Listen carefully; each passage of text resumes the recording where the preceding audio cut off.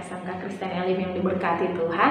Pagi hari ini sebelum kita memulai pembelajaran kita mau sama-sama merenungkan kebenaran firman Tuhan yang memberikan kita kekuatan, memberikan kita semangat di dalam Tuhan. Nah, kebenaran firman Tuhan kita hari ini terambil dalam kitab Amsal pasal yang ke-28 ayat yang ke-20. Kita mau baca ayat ini, Amsal pasal 28 ayat yang ke-20, demikian firman Tuhan.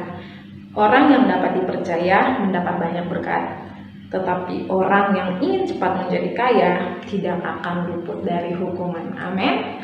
Nah, ada satu cerita di dalam Alkitab tentang seorang anak muda yang dibuat berhasil oleh Tuhan dalam segala pekerjaannya, dan dia menjadi orang yang dipercaya dimanapun dia ditempatkan oleh Tuhan. Muda ini adalah Yusuf.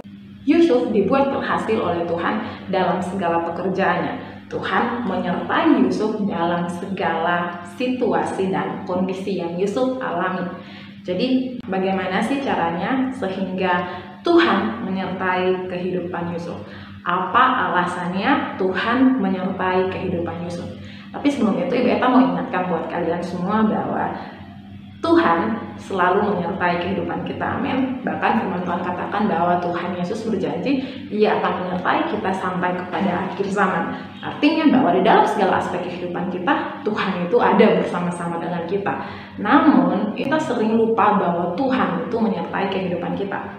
Kita selalu menganggap bahwa Tuhan gak melihat apa yang kita lakukan. Tapi ini berbeda dengan Yusuf. Yusuf menyadari dengan sungguh bahwa Tuhan yang ia kenal, Tuhan yang ia sembah, Tuhan yang ayahnya Yakub sembah adalah Tuhan yang menyertai kehidupannya, sehingga Yusuf berusaha hidup benar di hadapan Tuhan. Nah, ketika Yusuf menyadari dan mengakui bahwa Tuhan menyertai dia dalam sepanjang kehidupannya, Yusuf hidup sedemikian rupa agar berkenan di hati Tuhan.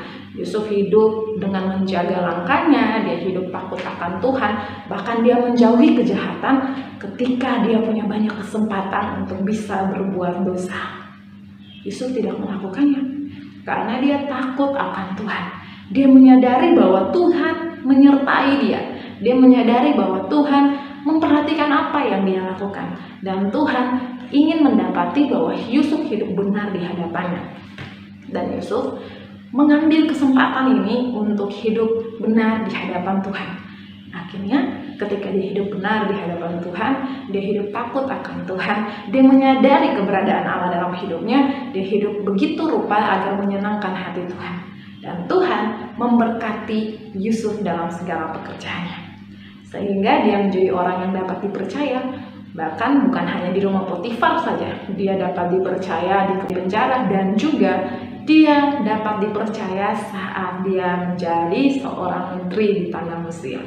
Jadi anak-anak SMP dan anak-anak SMK Kristen Elim, Ibu Eta harap kalian menyadari dengan sungguh bahwa Tuhan selalu ada dan melihat apa yang kita lakukan. Sangat penting bagi kita untuk menjaga sikap hidup kita, menjaga langkah-langkah kita, agar kita hidup berkenan di hati Tuhan. Belajar sama seperti Daud dan juga belajar sama seperti Yusuf. Di dalam masa muda mereka berusaha untuk hidup benar di hadapan Tuhan. Mereka menyadari dengan sungguh bahwa Tuhan memperhatikan apa yang mereka lakukan.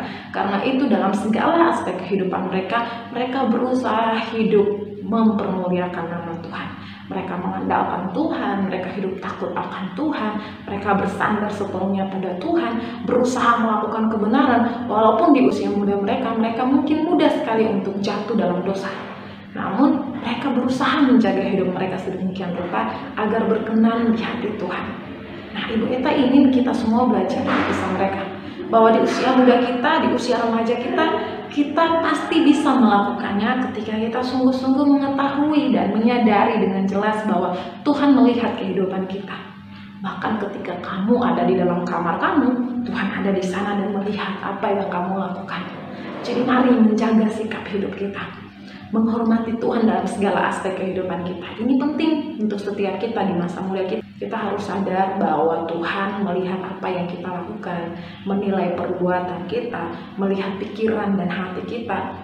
Firman Tuhan katakan bahwa manusia melihat rupa, tapi Allah melihat hati. Artinya bahwa hati kita yang terdalam pun Tuhan tahu, karena Dia adalah pencipta kita.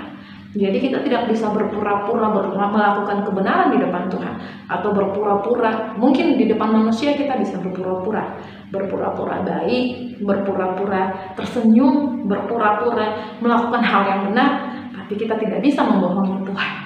Kita harus hidup benar di hadapan Tuhan. Karena apa?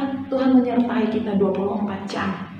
Dia melihat kedalaman hati kita, sikap hidup kita, dan Dia melihat apakah kita hidup benar atau sebaliknya yang kita lakukan adalah hal-hal yang tidak berkenan di hatinya. Hari ini firman Tuhan yang kita pelajari membuka pikiran kita, membuka hati kita untuk menyadari dengan sungguh bahwa Tuhan menyertai kehidupan kita, bahwa Tuhan ada di dalam hidup kita, sehingga kita harus hidup sungguh-sungguh takut akan Dia, menjauhi segala kejahatan, dan hidup untuk mempermuliakan nama-Nya. Itu saja yang bisa Ibu bagikan. Tuhan Yesus memberkati.